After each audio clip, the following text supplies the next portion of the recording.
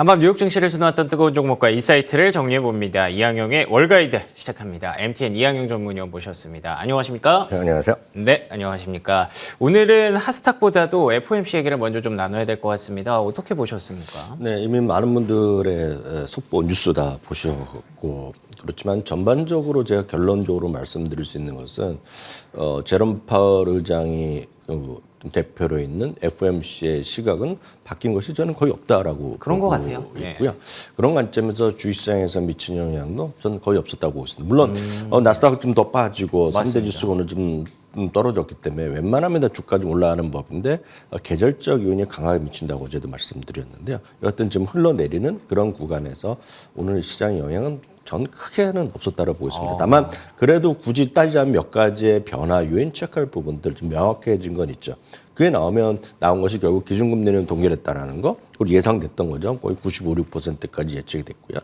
금리는 한 차례 더 11월에 금리 인상 가능성이 좀 열려 있다는 것이 되겠고요. 그러고 나서 이제 마무리될 가능성을 대해서 강력히 시사했다는 것이 되겠습니다. 다만 그 안에 들어가는 문장이나 발표문 그리고 오늘 회견 일문 일답동에서 했던 내용은 저는 뭐 이분의 그 말의 어떤 스탠스는 좀 변함이 하나도 없다 보고 있는데. 핵심적인 말을 보면 예상보다 미국 경제 활동이 계속적으로 지속되고 있다. 좋게 스트롱하다라는 얘기를 했고요. 예. 이번에도 역시 데이터에 기반한 결국 의사결정에 대한 얘기를 다른 사람도 했고 자기도 거기에 동의한다. 그런 얘기가 오늘 표현이 들어갔다라고 보셔야 되겠습니다.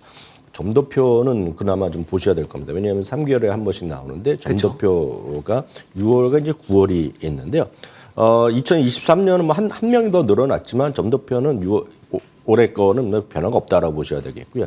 내년 거는 두 단계 정도 올라갔거든요. 그렇기 때문에 이제 기존에 예상했던 금리 인하 속도가 상당히 늦어질 수 있다라는 건 정도가 일단 일반적인 얘기가 되겠습니다. 구체적으로 보면 전망 월가 예상치는 내년도 말의 점도표가 4.875% 정도로 찍힐 거라고 예상됐는데 지난달 3개월 전 4.6이었거든요. 예. 이번에 나온 것은 5.1이기 때문에 이런 걸 갖고 예상보다 조금 더 금리의 인하가 지연될 수 있다라는 정도로 우리가 해석이 된다라는 정도 이해하시면 되겠습니다. 그러면서 이런 것은 이어지기 때문에 2024년, 2025년에까지 보더라도 조금씩 그런 최종 금리 자체가 좀 위로가 있기 때문에 하여튼 금리 인하는 상당히 좀 앞으로도 빠른 속도가 아니다라는 그러네요. 거죠. 예. 금리 인상 물론 기준금리이기 때문에요. 기준금리가 실세금리를 그대로 반영되는 건 아니지만 이 의미를 보면 속도가 빠르지 않다는 것 자체는 많은 분들이 그렇게 개인분들이 올해 지금 이상할 정도로 제가 봤을 때는 이해가 안 될 정도로 채권 ETF를 많이 하시거든요. 거기다 3배짜리 많이 하시는데요. 이게 쉽지 않을 거라는 얘기하는 거죠. 3배짜리 하고 빨리빨리 하려고 하면 금리가 4번, 5번 이내하면 돈을 벌 수 있겠죠. 그쪽에서 영향 받으니까. 그렇지만 이게 좀 지연되고 첫 번째 금리가 지연되고 속도가 느리다 그러면 이게 큰 재미가 없는 그런 상품들이다라고 일단 다시 한번 좀 그 부분은 좀 냉정하게 일단 이해를 하셔야 될 것 같습니다. 예. 그럼 다음은 이제 금융시장이 어떻게 변했는지가 더 중요할 텐데요. 오늘 한마디로 그런 시장 자체는 흘러내렸다고 보셔야 되겠지만 그런 우리가 표현하면 시소탄다 하고 있지 않습니까? 그래서 등락이 계속 엇갈렸다라고 보셔야 되겠습니다. 올랐다 내렸다가 결론 내려갔는데 저 빨간 선을 제가 그려드렸는데 빨간 선이 이제 기자 그 발표문이 나오고 나서 얘기를 시작했을 때 언저리라고 보시면 되겠습니다. 그렇군요. 미국 시간은 오후 2시 뭐 정도로 얘기하거든요. 그러니까 그런 정도의 흐름이 시작된 점이라고 보셔야 되겠습니다. 여튼 3대 지수는 흘러내렸고 흘러내린 거가 뭐 새로운 것이 아닙니다. 물론 굳이 따지자면 얘기 드릴 수 있죠. 금리 인하가 빨리 좀 많이 있어야 되는데 오늘도 얘기했거든요. 상당 기간 고금리가 유지된다는 것이 안 내린다는 것이 아니라 최종적으로 가는 것이 아직 멀었다는 얘기. 물론 2%의 목표 금리가 그 인플레이션이 가능성이 있죠. 분명히 목표지만 그거 자체를 상당히 위로 갈 수도 있다는 주장이 이코노미스트들이 많이 하고 있거든요. 그렇기 때문에 지금 어떤 기술주나 성장주에는 지금 현재 시장 자체는 우호적이진 않다라고 일단 먼저 좀 이해하셔야 되겠고요. 다음은 10년물 금리입니다. 10년물 금리도 조금 그 위아래 등락이 있었지만 10년물 금리도 오늘 전반적으로 조금 내려가는 그런 그러네요. 흐름을 좀 보였다라고 일단 이해하셔야 되겠고요. 문제는 달러인데요. 이런 금리도 중요하고 유가도 중요하고 금값도 중요하지만 우리 시청자분들이 가장 여러분들이 쉽게 느끼고 여러분들 눈으로 바로바로 확인할 수 있고 여러분들이 특히 한국 주식을 같이 하시는 분이 대부분이잖아요. 한국 주식할 때 가장 중요한 건 달러. 그렇죠. 예. 이게 외국인이 없다 그러면 아무 문제가 없겠죠. 그렇죠. 예. 외국인의 영향력이 상당히 큰 거는 누구나 다 인정할 수밖에 없는 거거든요. 그 입장에서 달러가 지금 계속 오늘도 강한 흐름을 보였다는 것 자체는 이게 시장이 좀 부담이 될 수밖에 없다라는 점. 그게 9월이란 계절적 요인 분명히 있다라고 말씀드렸지만 그런 상관없이 달러가 강한데 시장을 이길 사람은 거의 없다라고 보셔야 되겠습니다. 이제 가장 중요한 변수라고 말씀드렸고요. 유가도 잠깐 반등하더니 유가도 조금 내려가는 모습. 그리고 금값도 추억 반등하다가 또 다시 제자리 가기 때문에 오늘 시장의 영향은 저는 한마디로 거의 없었다라고 보겠고요. 굳이 따지자면 달러가 계속 올라가는 것이 이 모든 FMC에서 뭐라 그랬건 연준이 의장이 뭐라 그랬건 다 가장 여러분들이 딱 하나만 보셔야 된다 그러면 달러를 보시라고 강력히 말씀드리겠고요. 그렇군요. 그다음에 이제 오늘 월가 시각 여러 가지 있겠지만 그거보다는 제가 봤을 때 가장 중요한 것은 오늘 이 발표 전후에서 첫 번째 금리 인하를 언제 하느냐에 대한 또 시각이 나왔거든요. 그걸 좀 말씀드리는 게 오늘 좋을 것 같습니다. LPL 파이낸셜에서는요. 내년도 2분기 첫 번째 금리 인하가 있을 것이다 라는 얘기를 하고 있습니다. 2분기면 그래도 생각보다 좀 빨릴 수 있는 겁니다. 지금 상황에서 2분기가 첫 번째 금리 인하를 얘기하고 있고요. 웰스파고는 금년 11월 한 차례 더 금리 인상하고 상당 기간 금리 인하가 없을 것이다. 그래서 큰 기대를 하지 말라는 얘기를 하고 있고요. 누빈 리서치에서는 한 차례 더 금리 인상을 하고 있지만 내년에 금리 인하 그렇게 기대하기 쉽지 않다는 겁니다. 물론 금리 인하는 하겠지만 너무 거기에 베팅하지 말라는 그런 의미라고 일단 이해하시면 되겠고요. 모닝스타는 내년 하반기에 금리 인하를 시작할 건데 빠르면 내년 하반기에도 쭉쭉쭉쭉 내릴 거란 얘기죠. 그래서 내년 하반기 그러네요. 포함해서 하반기라는 게 6월, 7월 있을 수 있겠지만 여하튼 내년에 많은 분들이 좋아할 만한 말은 이건데요. 네다섯 차례 정도 금리 인하가 있을 수도 있다는 얘기하는 거죠. 이들은 좀 생각보다 빨리 금리 인하가 있을 것이라는 얘기를 하고 있고요. 골드만삭스는 금리 인상은 마무리됐다라는 얘기를 하고 있고 한 차례도 없다는 얘기 하고 있고요. 내년 하반기 이후 이제 금리 인하가 시작된다. 그래서 이거는 거의 지금 오늘 연준의 시각과 거의 비슷한 시각이라고 보셔야 되겠고요. 다음은 관심 주까지 오늘 말씀드리겠습니다. 네. 오늘 이런 거 나오면 결국 금리 인상은 마무리 쪽의 시각이 많이 있습니다. 왜냐하면 페드 툴에서 보더라도 어저께는 오늘 차이가 없습니다. 아, 그래요? 네, 어저께 70.1, 오늘 71.1이기 때문에 그래서 제가 시장 영향은 별로 없을 거란 얘기를 제가 드리는 건데요. 그럼 여하튼 이런 상황에서 금리 인상이 마무리되면 물론 금리 인하가 빨리 내리면 좋겠지만 그렇지 않다고 하더라도 지금은 나름은 장기적으로 어떤 주식을 좋아할지 한번 연준의 월가의 시각을 보여드리겠는데요. 예.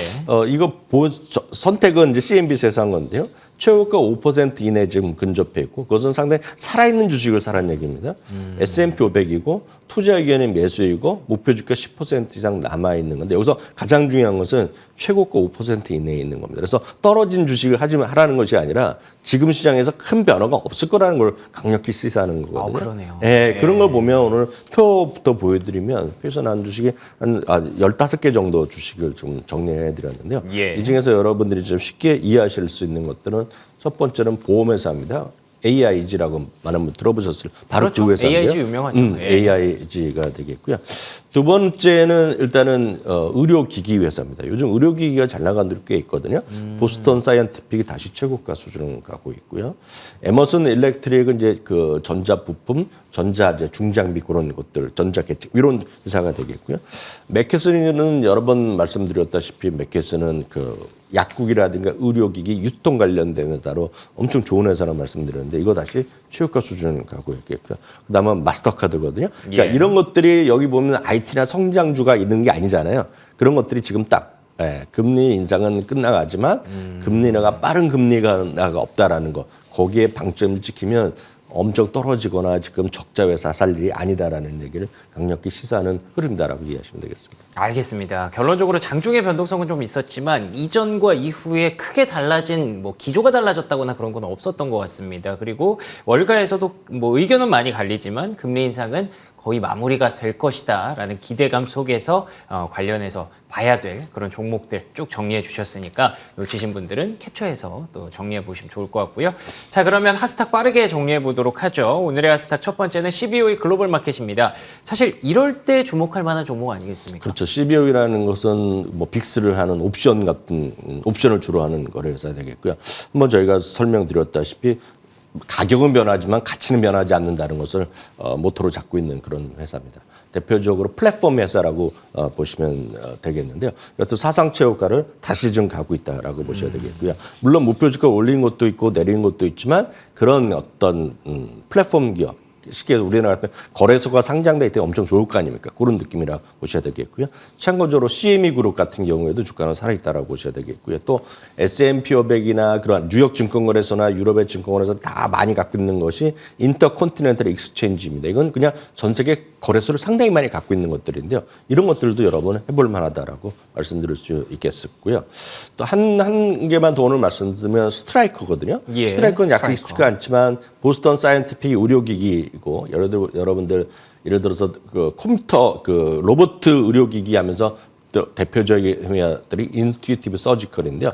그 정도는 아니지만 정형외과 수술이 뭐겠습니까? 척추 수술 이런 쪽에만 거기에 임플란트가 들어가는 것들입니다. 임플란트가 치아 임플란트가 아니라 몸에 넣는 것도 다 임플란트라고 아, 그래요? 하거든요. 그런 거에서는 또 세계 최고를 기술력을 갖고 있는 것이 스트라이크라는 회사입니다. 어떤 회사인지 어떤 걸 하는지 우리가 정확히 우리가 전문 지식은 없지만 예. 이런 건 사진만 보면 되거든요. 네. 딱 보면 사진에 보면 여기에 몸에 들어가는 것들 상당 부분들 물론 의료 기기도 들어가지만 이런 거 수술 장비 이런 것들 여러분들 수술이나 뭐 다리나 허리 척추 수술 하시잖아요. 대한민국 이거 거의 다 쓴다고 보시면 될 것 같습니다. 그러니까 이런 회사들이 시장에서 안정적인 흐름을 보일 수 있다라는 관점에서 오늘 스트라이커까지 소개해드렸습니다. 알겠습니다. FOMC로 인해서 시장 읽기가 굉장히 좀 어려워 보였는데 위원님과 함께 해설을 좀 듣다 보니까 어느 정도 좀 방향성이 잡히는 것 같네요. 그리고 이렇게 어려운 국면에서 봐야 되는 더 중점적으로 봐야 되는 종목도 리스트를 쭉 뽑아주셨으니까 12호의 글로벌 마켓 스트라이커까지 한번 스터디해 보시면 좋을 것 같습니다. 지금까지 이항영 MTN 전문위원과 함께했습니다. 오늘도 좋은 말씀 고맙습니다. 네, 지금까지 굿모닝 글로벌 목요일 순서 함께 하셨습니다. 저희는 내일 아침 5시 55분에 돌아옵니다. 이어지는 출발 성공 투자 역시 MTN 머니투데이 방송과 계속해서 함께해 주시기 바랍니다. 시청해 주신 여러분 고맙습니다.